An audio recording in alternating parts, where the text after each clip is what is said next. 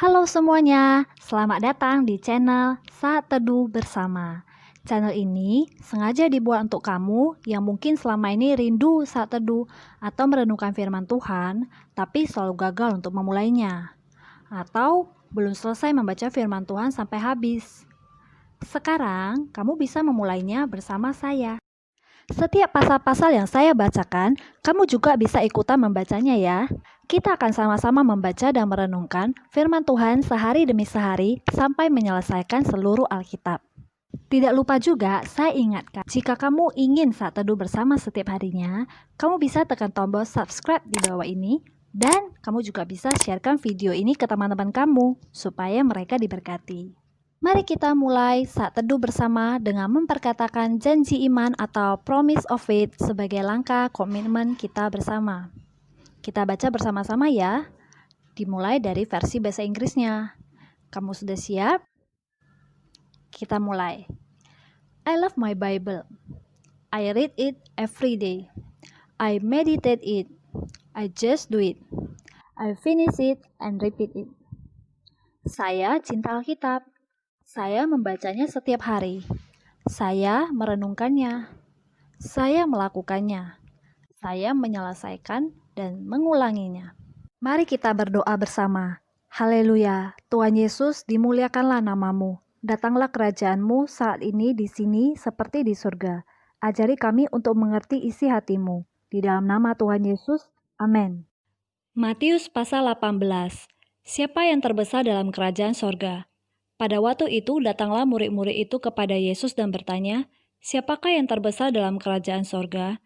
Maka Yesus memanggil seorang anak kecil dan menempatkannya di tengah-tengah mereka. Lalu berkata, "Aku berkata kepadamu, sesungguhnya jika kamu tidak bertobat dan menjadi seperti anak kecil ini, kamu tidak akan masuk ke dalam kerajaan sorga. Sedangkan barang siapa merendahkan diri dan menjadi seperti anak kecil ini, dialah yang terbesar dalam kerajaan sorga. Dan barang siapa menyambut seorang anak seperti ini dalam namaku, ia menyambut aku. Siapa yang menyesatkan orang? Tetapi barang siapa menyesatkan salah satu dari anak-anak kecil ini yang percaya kepadaku, lebih baik baginya jika sebuah batu kilangan diikatkan pada lehernya lalu ia ditenggelamkan ke dalam laut. Celakalah dunia dengan segala penyesatannya, memang penyesatan harus ada, tetapi celakalah orang yang mengadakannya.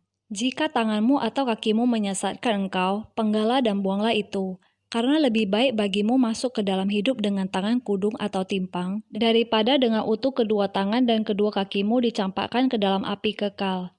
Dan jika matamu menyesatkan engkau, cungkilah dan buanglah itu, karena lebih baik bagimu masuk ke dalam hidup dengan bermata satu daripada dicampakkan ke dalam api neraka dengan bermata dua. Ingatlah, jangan menganggap rendah seorang dari anak-anak kecil ini, karena aku berkata kepadamu, ada malaikat mereka di sorga yang selalu memandang wajah Bapakku yang di sorga, karena anak manusia datang untuk menyelamatkan yang hilang. Perumpamaan tentang domba yang hilang. Bagaimana pendapatmu, jika seorang mempunyai 100 ekor domba, dan seekor di antaranya sesat? Tidakkah ia akan meninggalkan yang 99 ekor di pegunungan dan pergi mencari yang sesat itu?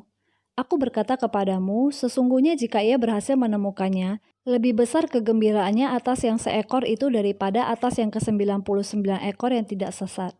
Demikian juga Bapamu yang di surga tidak menghendaki supaya seorang pun dari anak-anak ini hilang. Tentang menasehati sesama saudara. Apabila saudaramu berbuat dosa, tegurlah dia di bawah 4 mata. Jika ia mendengarkan nasihatmu, engkau telah mendapatnya kembali. Jika ia tidak mendengarkan engkau, bawalah seorang atau 2 orang lagi, supaya atas keterangan 2 atau 3 orang saksi, perkara itu tidak disangsikan. Jika ia tidak mau mendengarkan mereka, sampaikanlah soalnya kepada jemaat. Dan jika ia tidak mau juga mendengarkan jemaat, pandanglah dia sebagai seorang yang tidak mengenal Allah atau seorang pemungut cukai.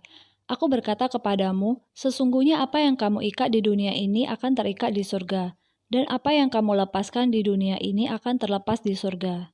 Dan lagi, aku berkata kepadamu, jika 2 orang daripadamu di dunia ini sepakat meminta apapun juga, permintaan mereka itu akan dikabulkan oleh Bapakku yang di surga. Sebab di mana 2 atau 3 orang berkumpul dalam namaku, di situ aku ada di tengah-tengah mereka. Perumpamaan tentang pengampunan. Kemudian datanglah Petrus dan berkata kepada Yesus, "Tuhan, sampai berapa kali aku harus mengampuni saudaraku jika ia berbuat dosa terhadap aku? Sampai 7 kali?"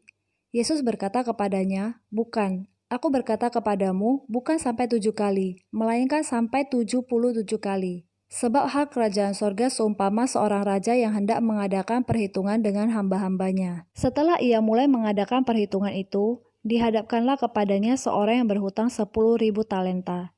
Tetapi karena orang itu tidak mampu melunaskan hutangnya, raja itu memerintahkan supaya ia dijual beserta anak istrinya dan segala miliknya untuk pembayar hutangnya.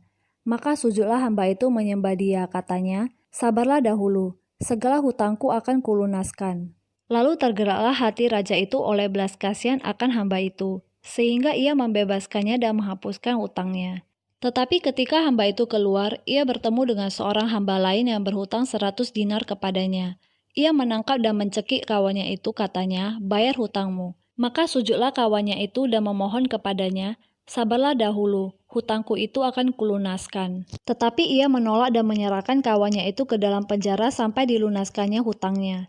Melihat itu kawan-kawannya yang lain sangat sedih lalu menyampaikan segala yang terjadi kepada tuan mereka. Raja itu menyuruh memanggil orang itu dan berkata kepadanya, "Hai hamba yang jahat, seluruh hutangmu telah kuhapuskan karena engkau memohonkannya kepadaku. Bukankah engkau pun harus mengasihani kawanmu seperti aku telah mengasihani engkau?" Maka marahlah tuannya itu dan menyerahkannya kepada algojo-algojo sampai ia melunaskan seluruh hutangnya. Maka Bapakku yang di surga akan berbuat demikian juga terhadap kamu, apabila kamu masing-masing tidak mengampuni saudaramu dengan segenap hatimu. Kita sudah selesai membacakan satu pasal hari ini. Hore, selamat untuk kita semua. Sekarang waktunya kita menuliskan apa rema yang kita dapatkan dan juga aplikasi yang bisa kita lakukan dalam kehidupan kita sehari-hari dari perenungan yang kita baca tadi. Rema dan aplikasi yang akan kita tuliskan, saya beri judul Self-Care Check-in. Kenapa demikian? Karena saya mau setelah kita membaca dan merenungkan firman Tuhan, kita secara pribadi dan dalam keadaan sadar, kita menuliskan hasil dari perenungan firman Tuhan yang kita dapatkan di buku atau di dalam catatan pribadi kita masing-masing. Ini bukan sekedar mencatat loh ya, ingat janji iman kita di awal tadi. Setelah membaca dan merenungkan, kita mau melakukan firman Tuhan. Apa itu rema? Rema itu adalah perkataan Tuhan secara spesifik kepada orang tertentu dengan kebutuhan tertentu. Biasanya mengambil ayat tertentu. Tapi di sini bisa juga kita langsung menuliskan saja rema yang kita dapatkan dengan bahasanya kita sendiri. Dan berikut aplikasi. Apa itu aplikasi? Aplikasi adalah melakukan atau mempraktekkan sesuatu yang kita mengerti. Jadi di sini, sesuatu yang mau kita lakukan, cukup tuliskan satu saja. Kalau bisa sejelas atau sedetail mungkin, apa yang mau kita lakukan atau kita ubah dari rema yang kita dapat. Rema yang saya dapatkan dari pasal 18 ada di dalam bagian perumpamaan tentang domba yang hilang. Gimana respon kita kalau ternyata saat ini kita termasuk di dalam 99 domba yang tidak sesat? Dan kita tahu bahwa ada domba yang sesat. Apa yang akan kita lakukan? Apakah kita mau cari domba itu? Atau kita berpikir bahwa boro-boro cari, urusan diri sendiri aja belum beres. Atau kita berpikir bahwa biarlah orang lain yang cari, kan nggak mesti saya. Saya secara pribadi, saya akan pergi mencari satu domba yang hilang itu. Aplikasi. Aplikasinya saya akan tuliskan adalah puasa.